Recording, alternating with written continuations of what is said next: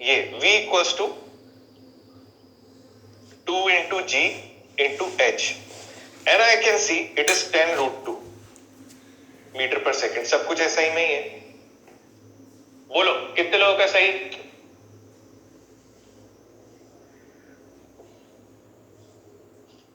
बहुत बढ़िया, बहुत बढ़िया, शानदार। अब मुझे बताओ इस होल के नीचे ग्राउंड से कितनी हाइट है इसकी? 5 मीटर। दिखा सबको? 15 माइनस 10 5 मीटर। और t इक्वल्स टू होता है रूट अंडर 2h बाई जी, क्योंकि ये हॉरिजॉन्टल प्रोजेक्शन की कैटेगरी में जा रहा है।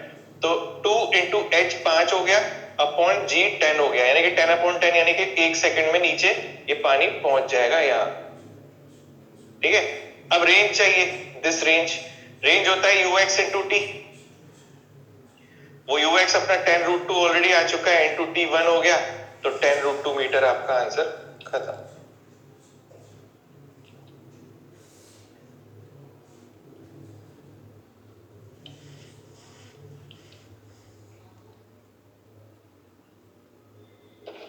ऐसे क्लियर है क्या बात?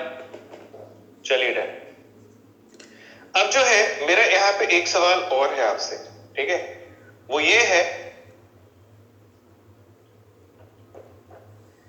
मेरा सवाल आपसे ये है कि अगर इसी टैंक के अंदर मैं आपसे पूछूं कि मुझे फोर्थ मान लीजिए वो पार्ट है, for maximum range where shall we put the whole?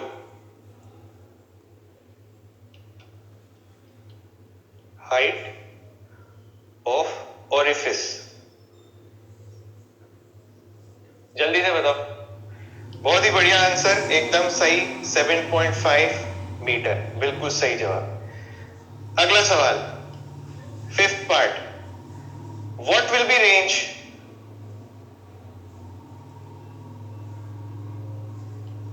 For hole at height 7.5 metre? बहुत बढ़िया, एकदम सही जवाब, रेंज विल बी 50 मीटर्स। यही सीखा था हम लोगों ने, जितना पानी का हाइट होगा, जितना पानी का हाइट होगा सेम टू सेम वही रेंज उसकी होगी। ठीक है, इतना ही सिंपल है। तो ये चीजें याद रखें, बहुत आसान सी चीजें हैं। मुझे लगता है इस टेस्ट में आप लोगों का स्कोर काफी अच्छा होगा, पर्टिकुलरली सिर्फ इस वजह से क्योंकि ये आ रहा है ना? अब देखो नेक्स्ट कह रहा है, for the given container you have to find the relation between H1 and H2। ठीक है, तो सबसे पहले मैं इसको V1 वेलोसिटी दे देता हूं यहाँ पे और इसको V2 वेलोसिटी दे देता हूं यहाँ पे। कह रहा है दो होल कंटेनर के अंदर कुछ इस तरीके से बनाए जाएं कि दोनों की जो रेंज आ रही है ना वो सेम आ रही है। क्लियर है सब कुछ? चलो देखना। अरे यार मैं ना हमेशा जो है मेरी कोशिश ये रहती है कि अपन बड़े डायग्राम के आसपास सॉल्यूशन को करें, तो मैं यहीं पे सॉल्यूशन को करूंगा। मुझे बताओ V1 की वैल्यू क्या मैं लिख लूं? Root under 2GH1। ठीक है, और साथ ही साथ टाइम ऑफ फ्लाइट नंबर 1 भी ले लेता हूं मैं, वो हो जाएगा under root of 2 times of capital H minus H1 upon G। सभी लोग चेक कर लेना भाई, मैंने सब सही लिखा है ना? कहीं कोई दिक्कत हो तो तुरंत पूछ सकते हो आप। V2 की वैल्यू मैं लिखूंगा 2GH2 and time of flight 2 will be twice of H minus H2 upon G। भी A प्लस बी करके खोल सकते हो। तो अगर आप ऐसे करोगे, यहां पे देखना A minus B A plus B ऐसे करके, तो आप देखोगे कि ये वाली टर्म इससे कैंसिल आउट हो रही है एंड कैपिटल H आपका सीधे सीधे यहाँ पे आ रहा है H1 plus H2 and this is the answer. खत्म। आई बात समझ में? डन, इजी था ये। अगर आपको थोड़ा सा डरा रहा हो, मैं सिर्फ इसलिए सारे स्टेप लिखे हैं क्योंकि मुझे लगा था कहीं a square minus B square सबको याद हो ना हो, इसलिए। तो याद अगर है आपको तो आपको ये एक दो स्टेप में आंसर आ जाएगा, इतना लंबा खींचने की जरूरत नहीं थी। ठीक है, और ये एक स्टैंडर्ड रिजल्ट है, आप इसको रट सकते हो। वैसे राइट नहीं रटते हो आप तब भी बड़े आराम से कभी भी निकाल पाओगे इसे। ठीक है, सेम टाइप का क्वेश्चन है वापस से, ये आप ट्राई कीजिएगा। नेक्स्ट इज वेंचुरीमीटर, है ना। वेंचुरीमीटर जो ये डिवाइस है, ये आपके सामने जो ये डिवाइस चल रही है, इस डिवाइस का जो हेल्प है हम लोग लेते हैं in order to find out the velocity, in order to know the velocity of any river at any point। ठीक है, जैसे आपने नोटिस किया होगा कि ऋषिकेश के अंदर गंगा पानी जो है पर्टिकुलरली कहीं कहीं तो एकदम शांत सा दिखता है बिल्कुल ना, कि कुछ भी हलचल नहीं है, और कई कई जगह इतना टर्बुलेंट पानी होता है वो कि इतनी कंप्लेंट्स आती हैं कि कोई बह गया, कोई गुम हो गया, कोई ये हो गया, कोई डूब गया, और रेस्क्यू टीम कंटिन्यूअसली रेडी रहती है और इंगेज रहती है किसी को पकड़ के लेके आने में, किसी को ये। Therefore there are always chains, अगर आप देखोगे ना वहां हमेशा चेन्स रहती है, उन चेन को पकड़ के लोगों को कहा जाता है कि आप पानी में अगर आप खड़े भी हो रहे हैं ना तो then always keep a chain with you, क्योंकि हो सकता है काई हो, कुछ भी हो, बट फ्लो भी हो। तो कई बार हमारा मन करता है कि यार एटलीस्ट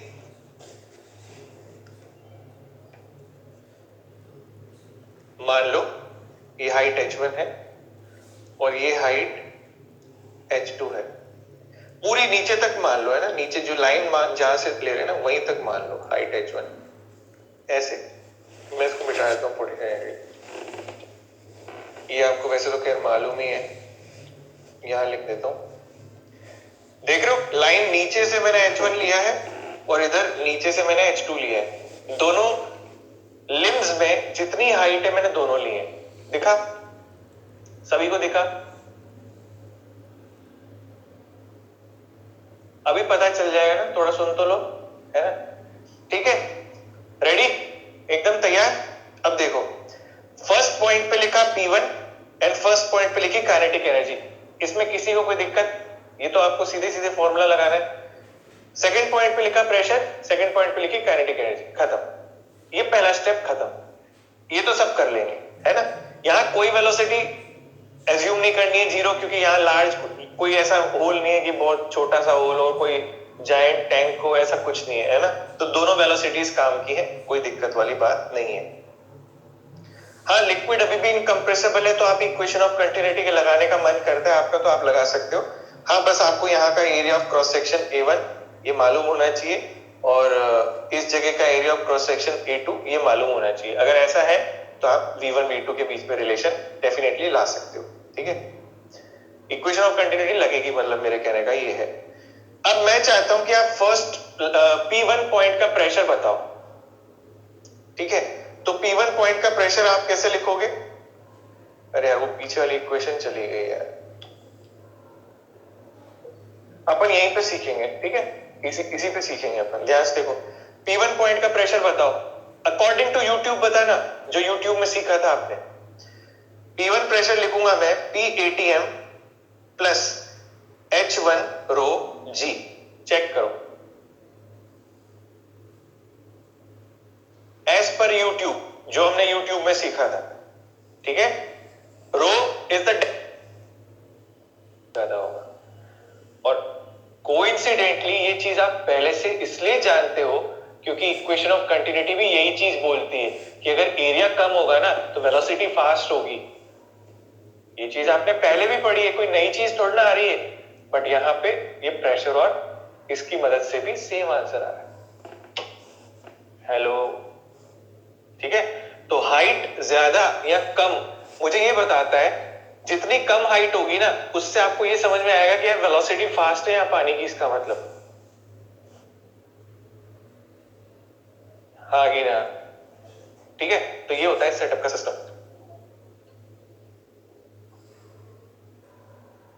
अब ये तो थोड़ा सा मेरे ख्याल से अब आपको क्लैरिटी आ रही होगी, है ना। धीरे धीरे आप जैसे जैसे और आगे बढ़ोगे आप और ज्यादा समझदार होते जाओगे इस चैप्टर के अंदर। अब देखो ये क्वेश्चन आपके सामने आ गया और ये बहुत आसान सवाल है, मेरे हिसाब से इसको आप कर लो फटाफट से, तुरंत कर दो, जल्दी से, टाइम खराब नहीं करना।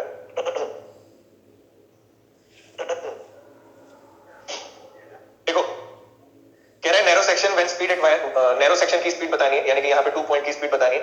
वाइड सेक्शन की स्पीड जो है दे रखी है, तो V1 अपन को ऑलरेडी मिला हुआ है 2 सेंटीमीटर पर सेकंड। V2 क्वेश्चन मार्क दे रखा है इन्होंने और दोनों हाइट्स दोनों के बीच की हाइट दे रखी है। तो मैं सीधे सीधे लिख देता हूं। मेरे को जो फॉर्मूला रटा हुआ है half rho V2 square minus V1 square. यहां से देखो रो से रो खत्म हो रहा है और 2 इंटू जी 10 इंटू एच 5.1 mm है तो 10 की पावर माइनस 3 कर दूंगा, है ना, and it is equal to V2 square. ये सेंटीमीटर में ले आए क्या आंसर को? अगर सेंटीमीटर में लेके आते हो तो मैं इसको सेंटीमीटर में कितना लिखूं? 5.1 को जल्दी बताओ। 0.51, ठीक है, equals to V2 square minus 4। Check करो जल्दी। अब बस आप यहां से V2 को सॉल्व कर लोगे, आंसर आ जाएगा। आगे बढ़ रहा हूं मैं नेक्स्ट क्वेश्चन पे क्योंकि बहुत आसान था, कर सकते हो आप। अगला क्वेश्चन करो जल्दी फटाफट। हाँ, जी की वैल्यू 980 भी ले सकते हो आप। अच्छा हाँ, जी की वैल्यू वो जरूर सही करनी है यार, एक मिनट, ये जरूर सही करनी है, इससे बहुत बड़ी गड़बड़ हो जाती है। हमने जब सेंटीमीटर में सब्स्टिट्यूट करने का सोचा है तो 980 की जगह 10 के अकॉर्डिंग चल रहा हूं मैं, 1000 लिखा हूं मैं, है ना, ठीक है, अब सही है। ये स्टेप बहुत बहुत काम का है, मैं सही बता रहा हूं। ये स्टेप भूलना मत, मैं भी भूल जाता हूं कई बार, तो अगर मैं भूल जाता हूं तो आप पक्का भूलोगे। की वैल्यू मैं सीधे सीधे लिख सकता हूं यार, 20/10√10, ये मीटर पर सेकंड में आंसर आ जाएगा। चेक कर लो भाई सब लोग। इसको मैं 2/√10 भी लिख सकता हूं। 2/√10 है, 0.2 नहीं आएगा, 2/√10 है, कुछ और ही आएगा, देख लेना आप इसको। हो गया सवाल, इतना सा खत्म हो गया, खत्म हो गया ना सवाल। अब पूछा कुछ और है, रेट ऑफ फ्लो पूछा है, तो क्या करूं बताओ? ये तो आंसर अभी सही नहीं है, वीए तो वेलोसिटी आई है, रेट ऑफ फ्लो के लिए क्या करना पड़ेगा? शाबाश, जबरदस्त है यार अपन लोग, बहुत बढ़िया, मजा आ जाएगा देखना, आप टेस्ट के अंदर आप फोड़ के आओगे एकदम। अब देखो मुझे वेलोसिटी ए पॉइंट की मालूम है तो मैं एरिया भी जो है ए पॉइंट का ही मल्टीप्लाई करूं, इस चीज का आप ध्यान रखना, ठीक है। तो वेलोसिटी ए पॉइंट की है 2/√10 इंटू एरिया ए पॉइंट का है 30 इंटू 10 की पावर माइनस 4। बस अब आगे कुछ नहीं है, सब खत्म हो गया, यही answer, finish. Unit metre cube पर सेकंड भूलना नहीं है, रेट मतलब volume, rate of flow of volume पर सेकंड होता है ना, मतलब कितना वॉल्यूम पर सेकंड में क्रॉस कर रहा है, तो मीटर क्यूब पर सेकंड यूनिट राइट। नेक्स्ट, अब आ गए वही सवाल और वही एग्जांपल्स बेसिकली जो मैं आपको बताने वाला था, जैसे वो रेनॉल्डो मेसी वाले, है ना। तो सबसे पहले आते हैं एग्जांपल नंबर 1, एरोप्लेन फ्लाई कैसे करता है, ठीक है। सब लोगों को मालूम है कैसे? कितने लोग हैं जो प्लेन में बैठे हैं हम में से? कितने लोग बैठे हैं? ठीक है, ओके डन, परफेक्ट, बढ़िया। फिर आपको क्या है कि अभी मैं पूछूंगा कुछ चीजें ना तो आप रिलेट कर पाओगे, ठीक है। आपने देखा होगा, फील किया होगा, जब जब टेक ऑफ होता है प्लेन और जब जब लैंड करता है, ये दो बहुत अच्छी स्टेजेस होती हैं प्लेन के अंदर, क्योंकि यहाँ पे फुल सस्पेंस और फुल मजा आता है ना, कुछ गुड़गुड़ भी होती है, कुछ डर भी लगता है, कुछ एक्साइटमेंट भी होता है कि एकदम से तेजी से एकदम चलते चलते एकदम हवा में, है ना। तो यही वो दो स्टेजेस होती हैं जहाँ पे सबसे ज्यादा मजा आता है। उसके बाद तो बीच में तो जो चल रहा है नॉर्मल चल रहा है, एकदम सीधे सीधे चल रहा है, तो कोई दिक्कत नहीं। हाँ, अगर कोई टर्बुलेंस आ गई, बीच में मौसम खराब हो गया, है ना, ऐसे ऐसे कुछ कुछ हुआ, तो थोड़ा सा ऊपर भी मजा आ सकता है ना। तो वो पायलट के ऊपर है कि वो किस तरीके से प्लेन को उड़ा रहा है ना। तो हालांकि हमें समझना पड़ेगा कि हम वहां झूला झूले नहीं गए, हम वहां ट्रैवल कर रहे हैं। खैर, तो अब ये समझते हैं कि आखिर प्लेन उड़ता कैसे है ना। ये प्लेन का स्ट्रक्चर है जो आपके सामने आ रहा है 3D के अंदर, है ना। ये प्लेन इस तरीके से होता है और हवा ऊपर से और नीचे से क्रॉस करती है उसको। प्लेन का जो स्ट्रक्चर है वो भी हॉरिजॉन्टल है, ध्यान से देखना, प्लेन भी हॉरिजॉन्टली यूं रनवे पे रन करता है। जब प्लेन रन करता है इंजन ऑन करके एकदम तेजी से हवा बाहर फेंक के और रन करता है, तो जो उसके साइड के जो ब्लेड्स होते हैं, मेरा एक ही हाथ आ रहा है बाकी दूसरा हाथ नहीं है, ठीक है। तो जो ब्लेड्स होते हैं ना, ब्लेड्स वो यूं टर्न हो जाते हैं ऐसे, अगर आपने देखे हो तो उठते वक्त ऊपर होते वक्त, ठीक है ना, यूं हो जाते हैं ऐसे टिल्ट नीचे की तरफ, ठीक है। और ब्रेक लगते वक्त यानी कि लैंड करते वक्त ये ऊपर हो जाते हैं ऐसे यूं। देखे आपने ब्लेड्स माने जो विंग्स होते हैं ना, उसके विंग्स के अंदर होता है एक छोटा सा सेक्शन होता है पीछे की तरफ जो ऊपर नीचे फ्लिप मारता रहता है, बाकी पूरा तो फिक्स होता है, बट सिर्फ वो छोटा सा हिस्सा जो होता है ना, दो जगह पे ऐसा होता है कि वो ऊपर नीचे ऐसे शिफ्ट होता है, ठीक है। देखा है ना। तो अब मैं उसी कटिंग के बारे में आपको बताऊंगा कि कैसे जो है वो कटिंग हेल्प करती है प्लेन को ऊपर उठने में, ठीक है। अब होता क्या है, यहाँ पे भी ये हॉरिजॉन्टल है तो रेफरेंस लाइन सीधी सीधी है अपनी, तो यहाँ पे भी क्या है, आपकी पोटेंशियल एनर्जी दोनों जगह पे जीरो होगी। अब मेरे जो पॉइंट्स है ना, वो ये 1 just above the reference line है और एक point number 2 just below the reference line है। मुझे एक बार बताओ, अगर पायलट चाहता है कि उसे टेक ऑफ करना है, फॉर टेक ऑफ एरोप्लेन, ध्यान से समझना, मजा आ जाएगा तुम्हें। अगर तुम्हें ये समझ में आ गया ना, तो तुम हर बार जब भी लैंड करोगे या हर बार जब भी टेक ऑफ करोगे तो you can actually feel this particular thing, ठीक है। अब मुझे बताओ, अगर मुझे ऊपर की तरफ उठना है तो तो कौन सी जगह का प्रेशर ज्यादा होना चाहिए, 2 का कि 1 का? मुझे ऊपर उठना है, I have to rise myself. Machine metallic body along with 180 passengers who are sitting inside, cushioning, sitting, luggage वगैरह सब कुछ को ऊपर उठना है, तो किस जगह का प्रेशर ज्यादा होना चाहिए अकॉर्डिंग टू यू? अभी भी कोई एक जना बोल रहा है 1, अरे 1 का क्यों होगा यार, 2 का होना चाहिए ना ज्यादा। भाई नीचे से P2 प्रेशर लग रहा है और ऊपर से डाउनवर्ड डायरेक्शन में P1 प्रेशर लग रहा है, कौन सा प्रेशर ज्यादा होना चाहिए मैं ये पूछ रहा हूं। और नहीं तो 1 प्रेशर ज्यादा हो जाएगा तो रोड के अंदर घुस जाएगा, ऐसे थोड़ा हो सकता है। P2 will be greater, must be greater, in fact must होना चाहिए, यही तो सबसे पहली कंडीशन है। अब as per the Bernoulli's theorem अगर P2 को आप ज्यादा बोलना चाहते हो तो अब कंपेयर करो काइनेटिक एनर्जीज के बारे में, K1 एंड K2। क्या K2 को कम होना पड़ेगा K1 से? K2 को यानी कि काइनेटिक एनर्जी 2 पॉइंट की कम होनी चाहिए K1 से, इसीलिए जो विंग होता है ना वो एयर को ब्लॉक करने के लिए नीचे चला जाता है। हेलो, हाँ कि ना? अरे आ रहा है नहीं आ रहा है समझ में? तो विंग जो होता है ना उस स्पीड को, एयर की स्पीड को कम करने के लिए जो है ना ब्लॉक करने के लिए नीचे की तरफ आ जाता है। अब होता क्या है, ऊपर से एकदम हवा एकदम स्पीड से निकल रही है बिल्कुल प्लेन के, और नीचे बड़ी धीमी धीमी, उससे क्या होता है कि नीचे हाई प्रेशर क्रिएट होता है। हाई प्रेशर क्रिएट होने से क्या होता है, प्लेन को एक धक्का मिलता है ऊपर की तरफ और वो उसका मुंह ऊपर की तरफ होते होते होते होते होते होते ऐसे करते करते वो ऊपर की तरफ निकल जाता है। आई गई बात समझ में? ठीक है, तो ये हुई कंडीशन ऑफ टेक ऑफ। अब जो है आपसे सवाल ये पूछा जाएगा कि एक अच्छी हाइट पर पहुंच करके जब प्लेन यूं स्टेबल हो जाता है, एकदम सीधा हो जाता है, ठीक है, अब जब प्लेन स्टेबल है, यूं सीधा है, ठीक है, तो इस पॉइंट पे अगर अच्छा पायलट है तो वो आपको एहसास नहीं होने देगा, मैंने ऑब्वियसली उनको अपना आइटम प्रोडक्ट वगैरह जो है वो बेचना होता है, जैसे कॉफी पिलानी है किसी को पानी पिलाना है, किसी को कुछ चाहिए है ना, किसी को सैंडविच चाहिए, जो भी है whatever they want to sell, उसके लिए उसको स्टेबल रखना पड़ता है यूं स्ट्रेट, ठीक है। तो इस जगह पे एक अच्छी हाइट पर आ जाने के बाद जब आप बादल के ऊपर होते हो, when you actually looking outside the window and आपको दिख रहा है कि यार बादल ऐसे होते हैं, उस टाइम की बात कर रहे हैं हम, ठीक है ना। तो जब आप बिल्कुल स्टैटिक हो, बिल्कुल स्ट्रेट हो इस तरीके के, तब क्या है, इक्विलिब्रियम है। तो आपको सवाल ये इक्विलिब्रियम वाला पूछा जाएगा हमेशा।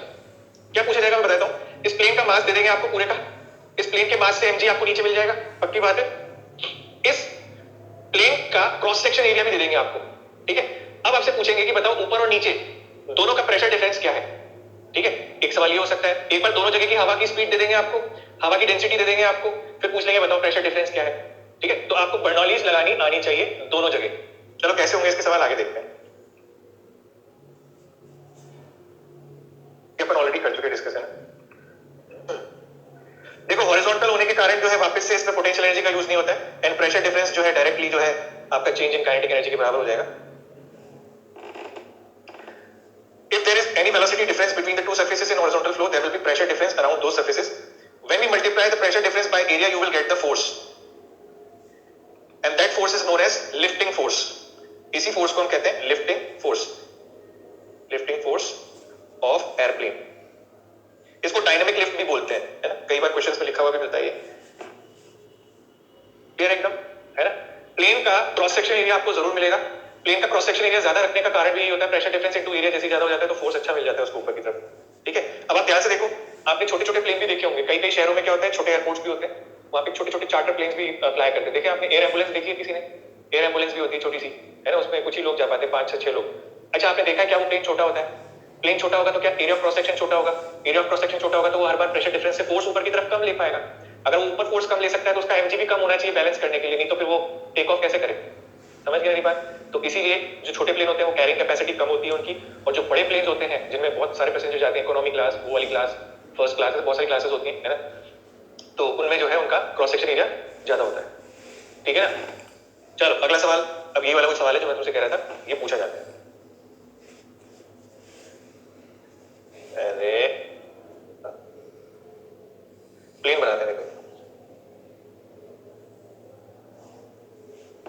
डेल्टा पी इंटू ए, ये ऊपर का फोर्स होगा, अपवर्ड फोर्स होगा, वही तो एमजी को बैलेंस कर रहा होगा, तभी तो आप ऐसे सीधे सीधे खड़े रहोगे हवा में, है कि नहीं बात सही? हेलो, क्या मैं सही बोला एकदम? कहीं पे किसी को कोई कंफ्यूजन यहाँ पे? ठीक है, तो delta P into A equal to MG, तो डेल्टा पी हो गया एमजी अपॉन ए। एमजी की वैल्यू ऑलरेडी दे रखी है, 5 इंटू 10 की पावर 5 अपॉन 250 से डिवाइड कर दो, आपका आंसर आ जाएगा न्यूटन पर मीटर स्क्वायर। खत्म। इतना सही सवाल था, आसान है कि नहीं है? ठीक है ना।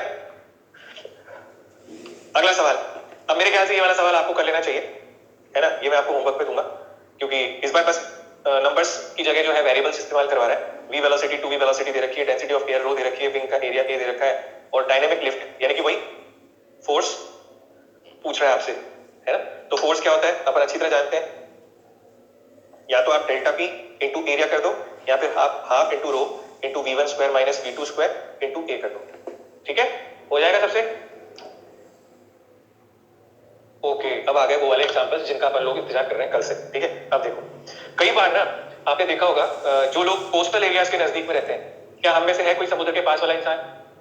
कोई है हम में से जो समुद्र के पास रहता हो, बहुत बहुत ज्यादा नजदीक? कोलकाता से है, ठीक है। कहा इन्होंने बिल्कुल सामने से देखी हुई होती है कि क्या होता है actually, and it is a disaster telling you. मैंने एक बार, मैं भी जब गुजरात में था तो कोई एक तूफान आया था वहीं सोमनाथ की साइड से, I have literally seen that particular, तो मुझे उस वक्त रियलाइज हुआ था कि व्हाट इज दिस हैपनिंग। ठीक है, तो उसमें भी क्या होता है, मैं आपको थोड़ी सी सिचुएशन बता देता हूँ। यहाँ ऊपर आपका घर तो ये रहा, आप घर में सोच रहे हो कि मैं सुरक्षित हूँ, आप घर में इसीलिए जाके छुप जाते हो क्योंकि लोग, सब लोग ये कहते हैं कि भाई जाओ घर में छुप जाओ क्योंकि तूफान आने वाला है, ऐसे ही तो होता है। अब आपकी यहाँ जो स्पीड है वो स्पीड बहुत हाई है। ठीक है, अगर स्पीड हाई हो जाएगी तो क्या क्या चीज हाई हो जाएगी? काइनेटिक एनर्जी हाई हो जाएगी। और काइनेटिक एनर्जी हाई हो जाएगी तो प्रेशर कितना हो जाएगा? प्रेशर क्या हो जाएगा जल्दी बताओ, बर्नौलीज इक्वेशन से प्रेशर क्या हो जाएगा? लो। प्रेशर कितना हो गया? लो। ठीक है, अब प्रेशर लो हो गया तो अगर आपके घर के अंदर गलती से ज्यादा प्रेशर है, ठीक है, और वो होगा ही सही, पक्की बात है, क्योंकि यहाँ की जो काइनेटिक एनर्जी है वो कम है। मैं इस गेट पे लिखता हूँ सब कुछ क्योंकि क्या ये डार्क है ना, काइनेटिक एनर्जी जो है लो है ना, तो यहाँ का जो प्रेशर होगा ना वो होगा हाई। अब हमेशा जो एरोप्लेन के ऊपर लिफ्टिंग फोर्स ऊपर की तरफ लग रहा था ना, वो अब लिफ्टिंग फोर्स आपकी छत पे लग जाएगा। क्या मेरी बात समझ में आ रही है? जो एरोप्लेन पे लिफ्टिंग फोर्स ऊपर की तरफ लग रहा था और हम एरोप्लेन को तो जानबूझ करके उड़ाना चाह रहे थे, हम उसी से तो यार हम लोग पहुंचेंगे कहीं पे जाके, है ना, और उनका बिजनेस भी है भाई, मगर इसे हम नहीं उड़ाना चाह रहे, लिटरली ये हमारे घर की छत है ना। मगर होगा क्या, अनफॉर्चुनेटली अंदर हवा की स्पीड कम होने के कारण, काइनेटिक एनर्जी लो होने के कारण जो है अंदर प्रेशर हाई हो जाएगा, और प्रेशर हाई होने के कारण ये जो छत है, एक मिनट एनिमेशन पूरा देखेंगे अपन। कहाँ गए? हाँ ये चली हवा, चली देखो हवा चली एकदम, छत गई, ये उड़ गई, ऐसे जो है छत उड़ जाती है। तो वाकई में जो है इस तरीके से जो है कई लोग फिर क्या है एकदम से जो है उनके ऊपर फिर बारिश भी गिरेगी। फिर 40 का स्क्वायर करूंगा minus 0 square into area cross section 250 multiply करना होगा, and I can see it is half into 1.2 into 1600 into 250। ये आपका फोर्स आ जाएगा ऊपर उठाने वाला। ध्यान से देखो एक बार, कहीं कोई संकट?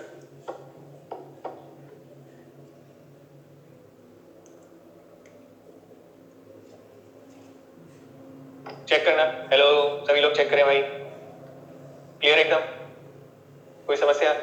बस ये चीज याद रखो, बार बार जो लिख रहे हैं ना अपन, F equal to delta P A into delta P into A equal to half रो।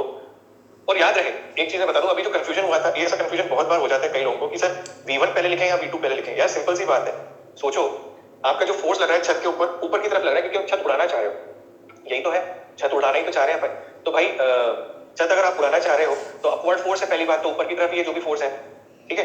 तो वैसे आप चाहो तो ऐसे भी लिख सकते हो, P2 plus half rho V2 square equals to P1 plus half rho V1 square, है ना। अब आप ये तो जानते हो P2 is greater than P1, तो P2 माइनस P1 ही करोगे आप, यही करोगे ना, P2 माइनस P1। तो आप ऐसे भी समझ सकते हो कि आपको पहले V1 स्क्वायर ही लिखना पड़ेगा, फिर V2 स्क्वायर बाहर नहीं आएगा, ऐसे भी सोच सकते हो। और सिर्फ आपको ऐसा सोचना है कि मुझे, है ना, क्लियर, परफेक्ट। अच्छा, परफ्यूम आप लोग इस्तेमाल करते हो, स्प्रे की बोतल आपके पास होती है किसी ना किसी तरीके से, चाहे आपके पास मॉस्किटो रिपेलेंट हो, चाहे आपके पास कोई परफ्यूम हो, चाहे आपके पास कोई डीओ हो, या फिर सोप डिस्पेंसर, है ना, सबके अंदर इस तरीके का कुछ हवा वाला पोर्शन होता है ना, जिससे कि पर्टिकुलर, ये देखो ये पता चल रहा है। अब इसके अंदर क्या लॉजिक है, इसके अंदर लॉजिक क्या है, ये जो बबल होता है जैसे आप इसको प्रेस करते हो, यहां पे हवा बहुत स्पीड से, यहां पे हवा बहुत स्पीड से क्या होता है, बाहर की तरफ भागती है, ऐसा ही होता है, ऐसा ही होता है ना। नाई के पास भी जाते हैं अपन लोग, वो जो स्प्रिंकलर, वाटर स्प्रिंकलर से अपन को करता है, कई बार आप लोग जाते हो जब भी, ठीक है, तो वाटर स्प्रिंकलर डालता है ना फेस के ऊपर, हेयर्स के ऊपर, तो उससे क्या होता है, हवा बाहर निकलती है। अगर हवा स्पीड से बाहर निकलेगी तो यहाँ पे क्या क्या चीज लो हो जाएगी, प्रेशर लो, प्रेशर लो हो जाएगा। हेलो, हाँ या ना, जल्दी बोलते जाओ, फटाफट खत्म करेंगे पर इसको, जल्दी से खत्म होने वाला चैप्टर। तो यहाँ पे इस जगह पे प्रेशर अगर हाई है और ऊपर इस ट्यूब के अंदर अगर प्रेशर लो हो जाए, है ना, तो यहां से ये जो स्ट्रॉ अंदर डली हुई होती है, यहां से पानी ऊपर चढ़ने लगेगा और पानी ऊपर जाकर के इस जगह पे इकट्ठा हो जाएगा। इसी वजह से हर स्प्रे के बाद आपका जब भी एक स्प्रे होता है, वापस से पानी लोड हो जाता है उसके अंदर ऊपर जाकर के। अब जब पानी यहां होगा ऑलरेडी भरा हुआ होगा, तब अगली बार जब आप इसको प्रेस करोगे ना तो ये पानी इधर से इजेक्ट होगा बाहर और आपके ऊपर छींटे आएंगे। समझ में आई बात? ठीक है ना? तो इसी वजह से जो है परफ्यूम फ्लोज अप। ये वाली सिचुएशन ऐसे आती है। अच्छा, अब ये वाली सिचुएशन भी खैर अच्छी है, बट ये अपनी कोई क्रिकेट की जो बॉल होती है ना, या प्लास्टिक की जो बॉल होती है, अगर आप हेयर ड्रायर के ऊपर रख दोगे ना तो ये इस तरीके से गोल गोल गोल गोल घूमेगी, जैसे यहाँ देखिए आप। इसका भी लॉजिक यही है कि ये कभी इधर चली जाती है, कभी इधर चली जाती है। इसका कारण ये है कि जब यहाँ काइनेटिक एनर्जी हाई होगी, है ना, तो यहाँ प्रेशर लो हो जाएगा, और इस तरफ एक तरफ काइनेटिक एनर्जी अगर लो, यहाँ लो होगी तो यहाँ प्रेशर हाई हो जाएगा, तो इसको जो है इस तरफ एक फोर्स मिल जाएगा, तो नेट फोर्स इसका इस तरफ हो जाएगा।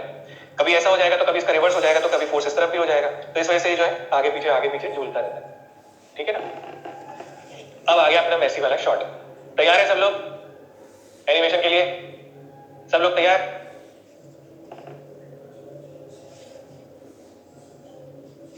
चलो देखें। अरे ये तो सीधा मार दिया भाई, ऐसे क्यों? वैसे सीधा मारना चाहता है ये, बट अगर सीधा मारेगा ना तो गोलकीपर पकड़ लेगा बॉल। अब ये सही कहा तुमने, ये रोनाल्डो है, ठीक है? मेसी गोल नहीं कर पाया तो रोनाल्डो ने क्या किया, ऐसा किक मारा। देखा तुमने? दोबारा से रिप्ले करता हूं, देखो तुम्हारे लिए, देखो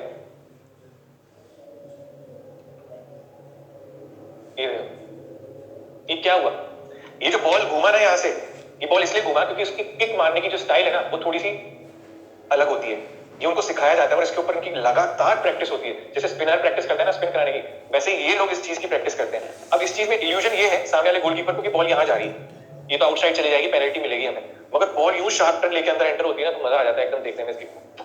अब इसका लॉजिक क्या है कि मैं कुछ ऐसा स्पिन करवाऊं इस बॉल को, कुछ ऐसा स्पिन करवाऊं इस बॉल को कि ऊपर की जो काइनेटिक एनर्जी है ना यहाँ तो लो रहे काइनेटिक एनर्जी, जिससे कि यहाँ का प्रेशर हाई हो जाए, और अंदर इधर इस वाली तरफ काइनेटिक एनर्जी हाई रहे जिससे कि यहाँ का प्रेशर लो हो जाए।